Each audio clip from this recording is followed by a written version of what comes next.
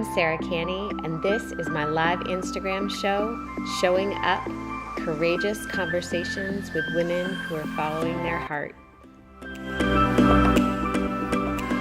Hi everyone, happy Wednesday. Thanks for joining me for my Instagram live show.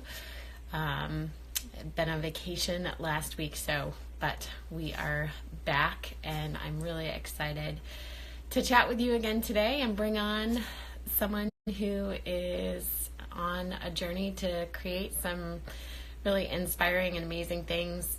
This live show called Showing Up is really about telling the story of the process. A lot of times we talk to people after they've arrived and have experienced success, and the conversation is a reflection back on that journey.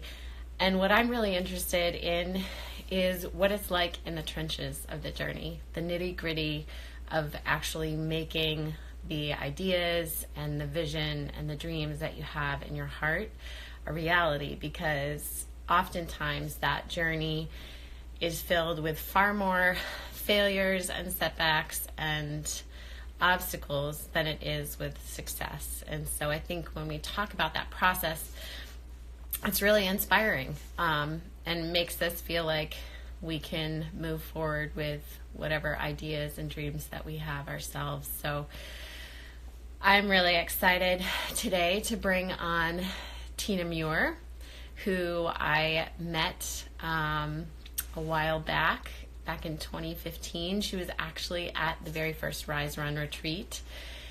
And for those of you who don't know what Rise.Run.Retreat is, I am the founder and host of Rise.Run.Retreat. It's a 4-day women's running retreat, which is coming up. The registration for Rise.Run.Retreat closes in 10 days. And we have an amazing lineup of guest speakers coming on that weekend. You can get more information at Rise.Run.Retreat.com. But Tina was at the very first Rise.Run.Retreat, and I had a chance to connect with her there. And for those of you who don't know, Tina's an elite runner. She had the chance to represent Great Britain at the World Half Marathon Championships, and she is the host of the running podcast, Running for Real. She also has a really great blog with so much information, and recently authored a book about her journey to overcome amenorrhea. And I wanted to bring her on today to talk about that process of what it's like to write your story and then put it out there. And I'm really excited to have her come on.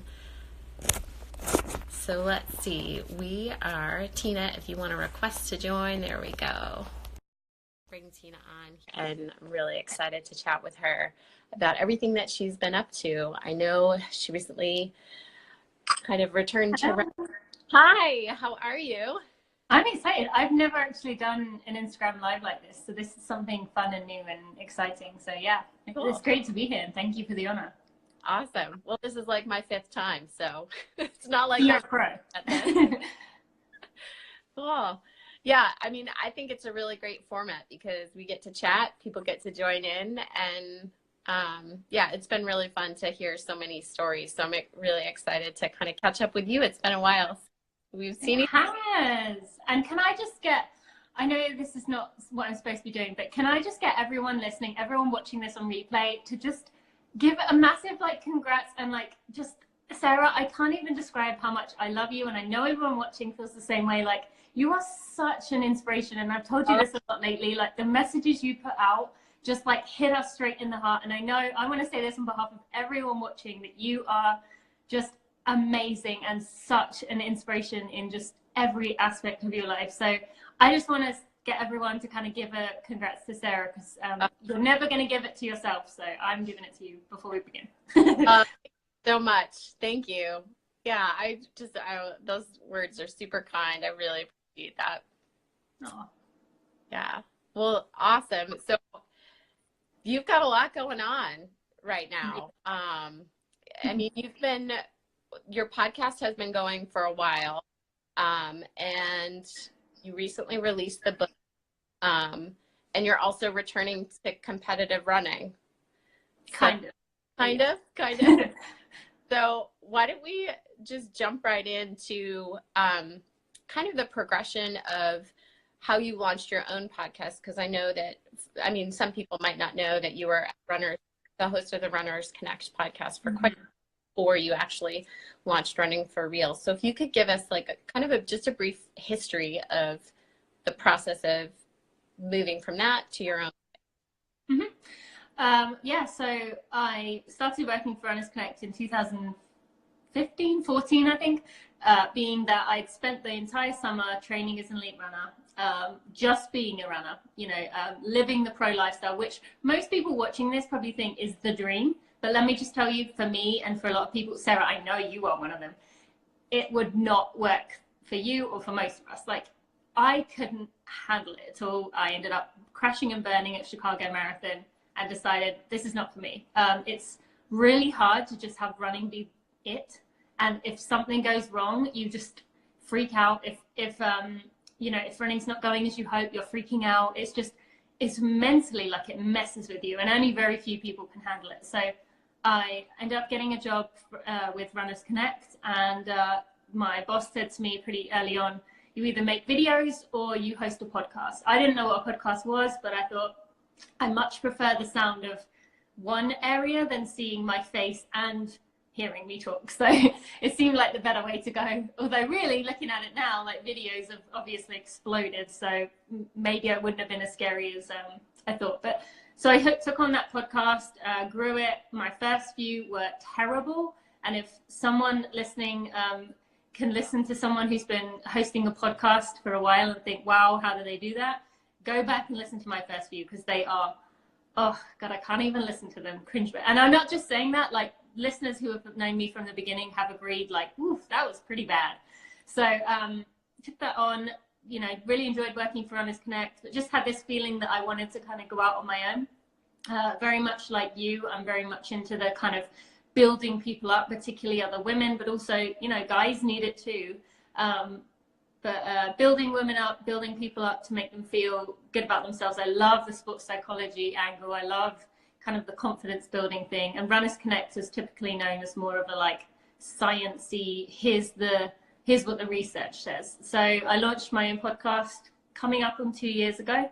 And yeah, I've just been doing it weekly since, and I really enjoy it. And I'm so lucky to get to talk to these amazing people in the industry and just kind of learn from them and pass on my advice. I like to think that I ask the questions that when you're listening to someone talk, you're like, yeah, but what about this? I actually do that rather than just going, okay. So yeah, I think that's kind of answering your question. Yeah, it definitely does, and gives us a little background. I mean, it also shows that you're not afraid to jump into new things. Like, I think what you were saying about those first few podcasts being cringeworthy, I think that's true of everyone. Mm-hmm. Like the first time you start, it's bad. Like whatever it is that you're starting, it's going to be bad, like for the first little bit. And then over time, you gain that mastery and the ability to kind of become creative in it and really find yourself.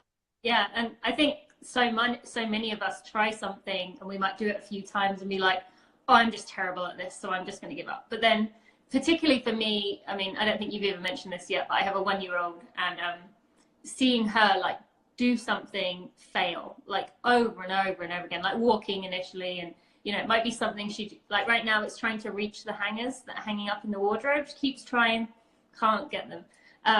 But they don't see it as like, oh, I'm just useless at this, I'm not even going to bother. But like they keep trying. And so I think you brought up a good point, but it's too easy for us as adults to think, oh, everyone's going to judge me, I'm just terrible at this, rather than sticking it out and trusting that if something's fun for you, if something is interesting to you, then like stick at it and you'll get better. Mm-hmm.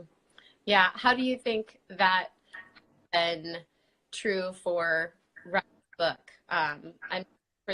To give a little bit of a background, you openly shared your journey with amenorrhea, struggling with for 9 years, and wanting to become a mother, wanting to conceive, and that story went viral.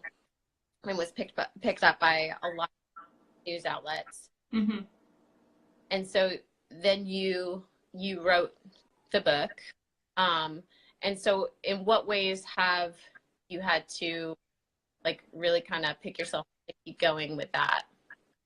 I mean, I think most of the turmoil for me was during the time that it was going on and I didn't say anything. I mean, honestly, I even remember being at the Rise.Run.Retreat and thinking like, oh God, I'm such like imposter. Like I'm telling these women that like I'm doing one thing and I'm not that healthy, and they're looking to me and they're thinking, wow, you know, look at her, you know, how fast she runs, when really like, I was like, but I'm not healthy. And there were so many situations where I just felt like I was living a lie, and I was so afraid of saying anything for being vulnerable. So I think a lot of the struggle was kind of like inside me for most of it. But then when it came to obviously making the decision, I made it in such a like powerful way. Like I'm done. Like it was such a snap decision, and I like took ownership from it, that actually that part of it was okay. But it was more so kind of, I guess when I started running again and was in the process of writing the book, I was kind of dealing with being a mother, and, you know, going through all these like struggles that mothers kind of put to the side. And, you know, all you hear is, oh, motherhood's wonderful and it's great. And it is, but at the same time, there's a lot of like crying in there. And so trying to find out who I was and get back into running without comparing to what I was doing before. And I'm still kind of in that, but thankfully with that one aspect of my life, I actually can quite confidently say that I have managed to have a pretty good hold on my mindset in that. Other things, maybe not so much, but I think it was because I chose to stop running. It wasn't like an injury forced me out or something forced me out. So it was quite empowering. I don't know if that answers the question. Yeah, that's fine. Yeah, I think, yeah, whenever you come to a decision and feel like it's coming from a place deep in your heart where you know it's right for you, that can be really, really empowering, whatever it is that you're doing. So at what point did you decide to take that story and put it into a book and write a book? It wasn't even really intentionally a book. It was honestly a factor that I was getting so many messages from thousands. I've probably had tens of thousands of women reach out to me at this point. And every time it was pretty much the same question. And this sounds kind of bad, but in a lot of ways I was like, I am just literally saying the same thing over and over. And I didn't want to get to a point where I was just like copy, paste, copy, paste. So I thought, you know what, I'm just going to put everything I know down onto one piece of paper. And originally I was just going to like put it on my blog or put it as like a PDF or something. But then, you know, someone said to me, I have a business coach, and she said, why don't you like turn it into a book? She said, obviously this isn't going to be a New York Times bestseller that every runner in the world is going to want to read, but it allows you to kind of give it to people that want it. So along that kind of journey, I decided that I wanted to make it into a book, because then at least, you know, it could be something I could be proud of. I loved having the word author next to my name, but at the same time, I wasn't putting my kind of heart and soul into it. I was just literally doing, I mean, you know me by now, Sarah, my blog, my podcast, everything is just, this is just me, bleh, like whatever comes into my mind, I don't really hold back. So I could just type it as if I was just talking to a friend. So it's not really the like technical book with all the science, but it's more just like if you are going through this and you need someone to kind of hold your hand, but also say, give you a kick up the butt to say, you can do this, like stop, you know, stop messing around, just do it. It's kind of a bit of that. Yeah. That's, I mean, I think that's one of the great things about you, is that you kind of wear your heart on your sleeve and you're really open and honest about everything. And I think that's refreshing, you know, in a world that's very curious and filtered, you know, to be really honest. So as you were going through that publishing process, what were some of the emotions that you've dealt with both before and after sort of releasing that into the world? Yeah. I mean, the biggest thing that comes to mind when you ask that is not probably what people would expect.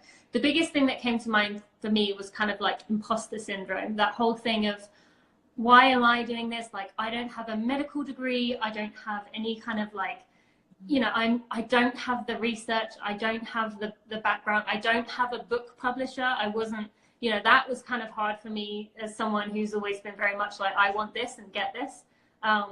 I didn't really try that hard, to be fair, but I didn't have a publisher. I was just doing it on my own. There was a lot of like, oh, people are going to laugh at me because I'm self-publishing. People are going to think, you know, I'm not good enough to get a publisher.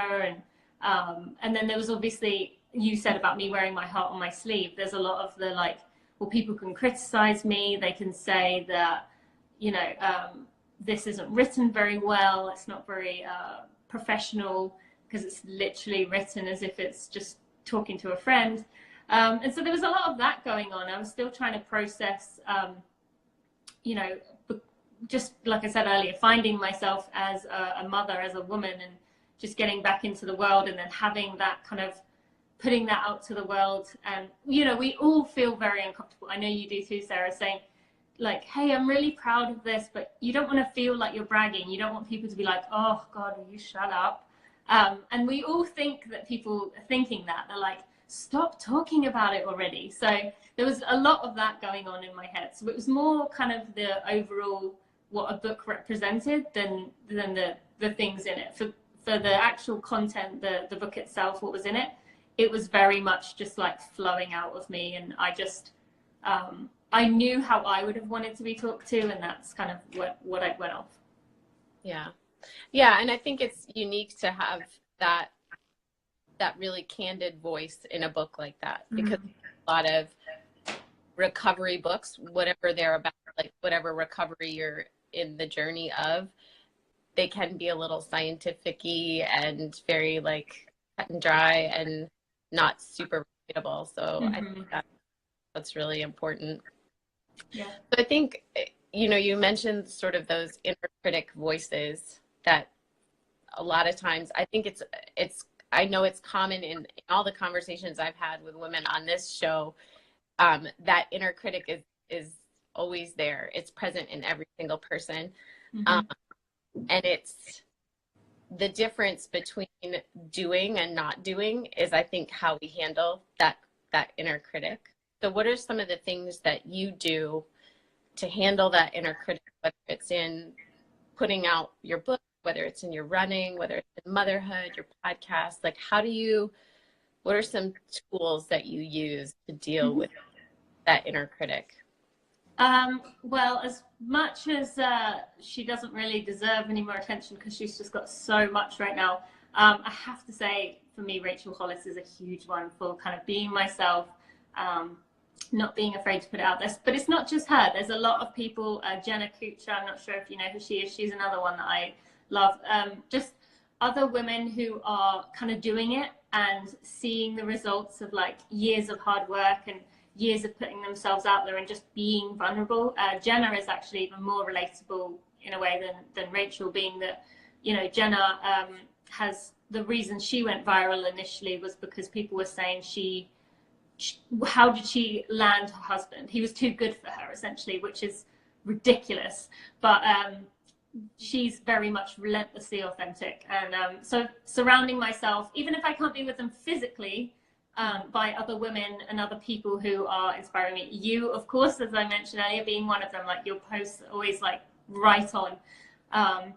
So seeing other people doing that and thinking, you know what, I'm going to do that too, because even if it affects one person, it's something. Like I always use the example of a sports bra. Like, let's say someone watching right now is thinking, oh, I'm not confident enough to run in a sports bra. But if you do it, just say, I'll do it once. Okay, maybe it's 100 degrees today. I'm going to do it once. You run along in your 6-mile run. Let's say, you know, one woman sees you in your sports bra and thinks, maybe I'll be brave enough to try that. They try it. Another woman, when they do it. So it just kind of passes it along, and it brings this like bravery thing. So I think a lot of it is just imagine yourself inspiring other people. Even if you affect one person, isn't that something? So whatever it is that you're kind of feel most passionately about, if you affect one person, then it's worth it. Another thing I like to, I know you've heard me talking about my sports psychologist, Evie, a lot. She really taught me about kind of being kind to yourself. We're very critical of ourselves, but very supportive of others. So I very much kind of take the stance of reminding myself, like, how would I talk to my sister, or how would I talk to my daughter Bailey? Particularly now I've got Bailey, I don't want her growing up talking to herself the way that I talk used to, maybe still do myself. So reminding, so anyone listening, you know, listen to what you're saying in your head. Would you dare say that to a best friend or a sister? No way. So kind of reminding yourself. And then finally, the third thing is just kind of telling myself that, what does it matter? Like, some random person who feels a bit more confident on the internet and can be a troll, you know, go do it. If you're that, like, if that's the fun you're having in your life, go for it. Like, so just a bit of kind of self-talk, a lot of it, really. Yeah. I think that's so important, is, you know, one, surrounding yourself with people who are inspired, and then also considering that you yourself are going to inspire other people. And that self-talk. And I think sometimes there's like a little like grain of ignorance as well that goes into like being really optimistic and just go like thinking that the best thing is going to happen. I think is helpful, is just putting the whatever critical voices, the haters, trolls, like putting all the voices kind of behind you and pretending that they're not there, even though you know. It's not easy to do that. No, it's not. Much easier to kind of absorb that and listen to it. And I think a lot of times that stops us and limits us. So, so you have made a comeback from having Bailey, and you recently won the Disney Princess Half Marathon. So it wasn't the Princess one. Oh, it was the Disney World Half Marathon, whatever that is. Okay. Yeah. I thought it was the Princess one. That's maybe one day it will be the Princess one. That's the goal. So tell me a little bit about what it's been back into running after having your baby and some of the challenges that.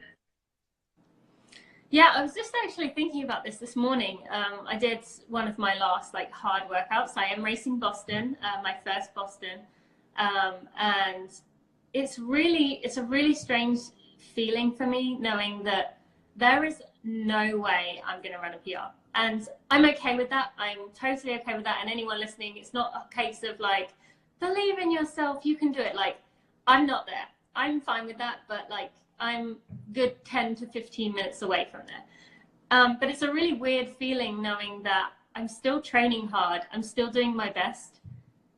And I'm okay with being away from where I am, but still being competitive. Whereas, I don't know about you, but like, if you're training hard and you're trying to run a PR and you know that you're going into a race thinking, okay, well, it's not realistic, you're mentally kind of like, oh, everyone's going to know I'm so much slower and everyone's going to judge me, and this is going to be so bad. And whereas I'm seeing it as kind of an exciting opportunity that, I get to race Boston and actually enjoy it, like not run like this and don't talk to me or stop getting in my way or whatever it may be. I remember very strongly when I went to Rise.Run.Retreat, running with Ali. What's that? Vita Train 88 for anyone who is that, I think that's it. Handle. Running with Ali, and that was such an amazing experience. But I very rarely got to experience that when I was when I was on leave. But it's nice finding a balance between, I'm still trying hard, I'm still running as hard as I can, but I'm not kind of got laser focus and nothing else in my life. Like, my daughter has a cold right now. If she, a few nights ago, she cried pretty much the whole night. So, we took turns going in. I got maybe 2-3 hours of sleep, and it was like, okay. But had I been in that elite stage, like really going for the goals, it would have been very like, oh, no, I haven't had enough sleep. I need to catch up on my sleep. Blah, blah. So yeah, I'm training. It's been a lot of ups and downs. My primary goal has been fun, which has been nice. Disney was an incredible experience winning that race, dream come true. And I mean, I know you were just there a few days ago, but for me, Disney is just the best place in the world.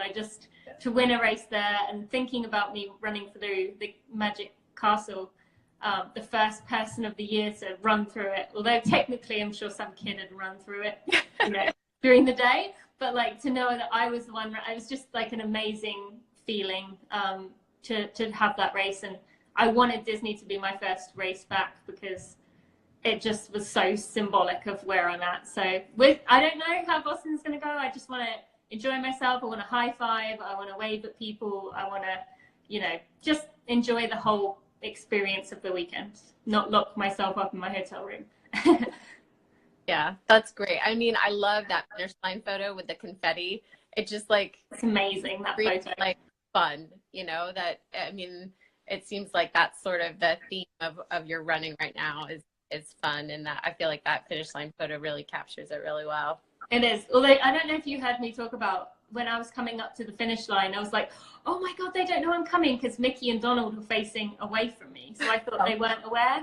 And I was like, oh, I'm going to have to like tap them and be like, hey, I finished. But then I was like, oh no, wait, they're posing for the photo. Like, it's all about the photo for Disney. They don't care who you are. They're ready for the photo. That's great. That's so fun. Yeah. So kind of looking over all the things that you've got your hands in, your podcast, your running, you know, the book, motherhood, what are some of the biggest lessons that you've taken from each of those things? Or is there one thing in particular that you feel like has taught you a lesson that maybe there's a common theme or, you know, something that stands out to you? I think the thing that comes to mind for me right now is you're unless you allow it to, it's never going to feel like enough. You are never going to feel like you're good enough. You're always going to want to change things about you. You're always going to want to do more. Like, people often say to me, if I could run at your level, I would just be so happy all the time. But you wouldn't. If you were running 2:36 in the marathon like I was, well, guess what I was doing? I want 2:30. If you ran 2:30, well, I want 2:25. Like, you're never going to be happy. Same with, you know, me having all these different projects. I'm going to think, well, if I can get a book done and a course done and this done, then I'm just going to be set and I'll be good. But it's just never going to be that way. So I think, again, bringing it back to giving yourself grace, reminding yourself that social media is a highlight reel. People are always going to show the best parts of their life, and that's okay. Like, why would you say, I'm having a terrible day, this is bad, blah, blah. Like, you wouldn't say that because you don't want to dwell on that. You don't want to look back and be like, oh, that was a horrible day. Even though we should, it's never going to happen. So reminding yourself that be kind to yourself, give yourself grace, realize that you're doing the best that you can in this moment. And you know, whatever you can do, that is okay. I think that's the biggest thing for me. We're never going to be satisfied unless we kind of remind ourselves that it's okay to, you know, settle with where we are. Yeah. I definitely understand that feeling of like not being enough. And I think that's probably a pretty common theme with people who tend toward being entrepreneurs or, you know, goal-oriented people tend to feel like, you know, enough, you know, on to the next goal. But something I recently heard or read, I don't remember where it was from, but just taking the time to savor the successes and actually like really being in that moment of kind of achieving whatever it is you had set out to achieve, savoring it and then celebrating it and then kind of being done with it and then move it, you know, and then move on. So I think sometimes that taking the time to savor and celebrate really bring a little bit of more contentment to what it is that you're trying to achieve. And doesn't that sound so ridiculous, Sarah? Like, why do we have to remind ourselves to celebrate the things that we've accomplished? Like, that shouldn't even be a thing, but it is. Like, it's so easy to finish one thing and be like, wow, if I did this now, then what could I do? You know, but you're so right. And we need to like remind ourselves of that, which, you know, not easy to do, but I'm so glad you brought that up, because it's just something we shouldn't be having a conversation about, but we need to. Yeah, that's definitely true. So kind of looking ahead, what are some goals that you're working towards? I mean, you mentioned Boston, but also for your podcast, like what direction do you see things going in? Do you know what? My number one thing when you just said that, what is a goal? I really want to be in like Ellen DeGeneres or like Today Show or something. That's like the thing that comes to mind, which is so stupid. And I heard that Ellen only has one more season, so I better hustle because I'm gonna miss that. But no, podcast wise, I don't really know what like the next step is for a podcast.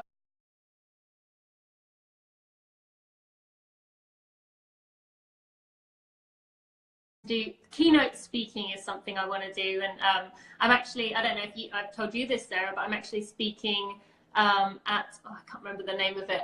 It's basically an eating disorder awareness event in Berkeley in the summer. So I'm doing that, some keynote speaking. I would love to do some more of that.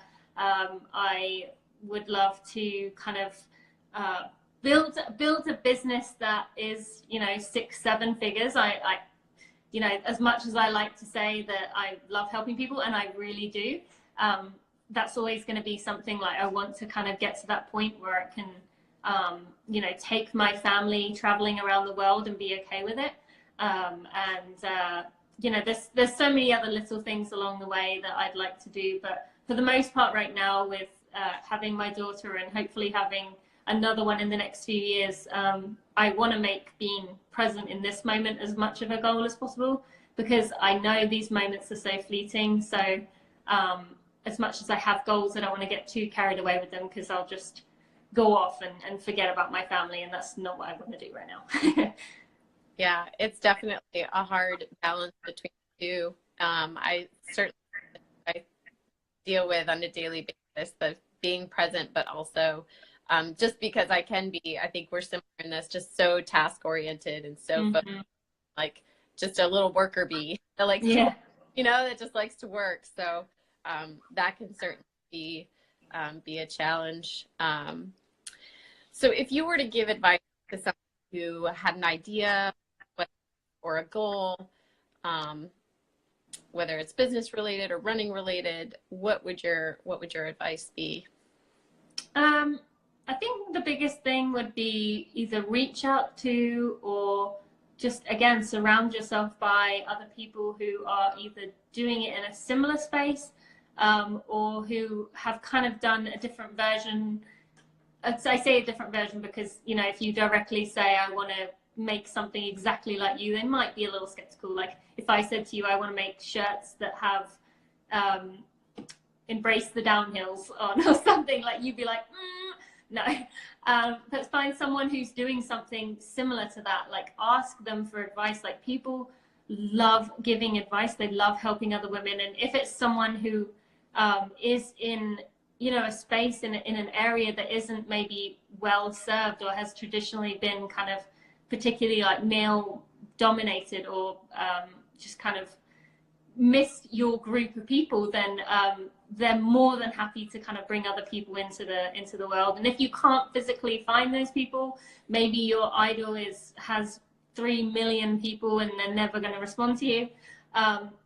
Listen to podcasts from them. Listen to advice, like research as much as you can about that topic, and just be brave and do it. Don't try and get it perfect. You're never going to get it out there if you try and make whatever you're trying to make absolutely 100% perfect. It'll never go out. Just put it out at like 75% and then say, okay, I can improve from there. You can always improve. You can always change things and tweak things. Even if it is something like a book, you can always add updates to it or whatever it may be. So don't wait till it's 100%, because you will never release it. Yeah.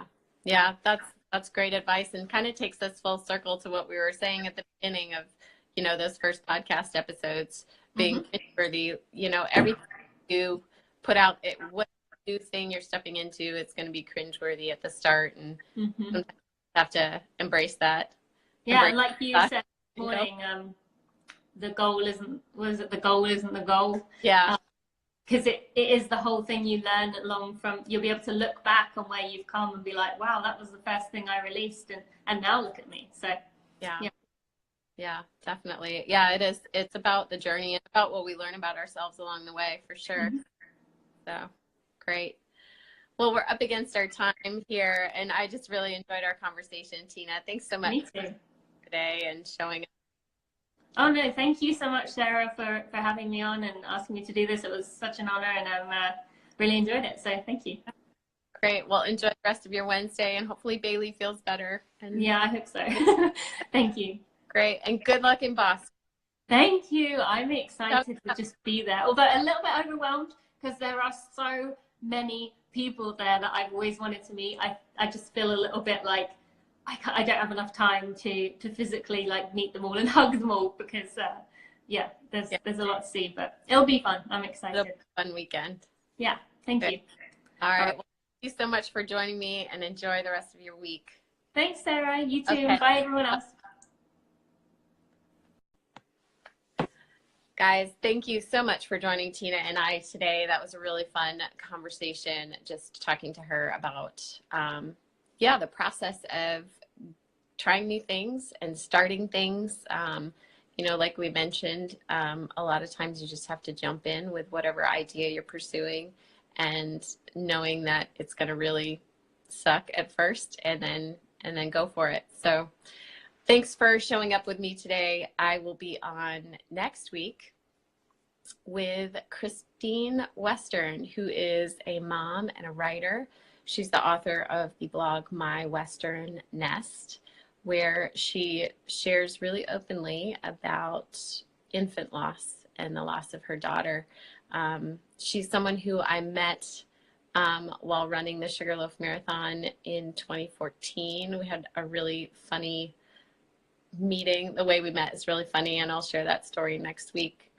But I know that the conversation with her will be really, really great. If you want to check out her blog, in the meantime, you can head to mywesternnest.com and check her out there. And then also, if you want to connect with Tina, she's at Tina Muir 88 on Instagram, and then her website is, I believe I've got it pulled up right here. I should know this, right? This is so bad. It's either runningforreal.com or Tina Muir. I don't know, the computer's off. I'll link to it, okay, in the show notes. It's tinamuir.com. And you can check out her podcast, Running for Real. Oh, thanks, Tina. I'm so sorry. I knew it was something like that. So tinamuir.com. Her podcast is Running for Real. You can find that on iTunes. Connect with her on Instagram. And then join me next week, and I'll be talking to Christine Western, and that'll be a really great conversation. I want to thank our sponsor for this week's episode, which is Trigger Pin. I've talked about Trigger Pin before, and it is my favorite foam roller. It is made in the U.S. By a small company that is based here in New Hampshire. We did so much walking last week at Disney and a lot of sitting on the plane, combined with the fact that 2 weeks before I ran in the Snowshoe National Championships, and my body is definitely out of whack, but this has certainly helped. And if you want to give the Trigger Pin a try, you can head to tpinmuscletherapy.com and use the code RUNFAR, and that will give you 10% off the Vector foam roller, which is a really great tool and keeps me healthy and running strong. So thanks again, guys, for showing up with me today. I will have this episode published by the end of the week, by Friday. It'll be up on my blog. If you are interested in catching the full episode of this show or any past episodes, go ahead and click the link in my profile, and that will take you to where you can watch those. So thanks again for joining me, guys. Thanks, Tina, so much for coming on with me. And we'll see you next week, Wednesday at noon Eastern time. We'll have another fantastic conversation. Bye, guys.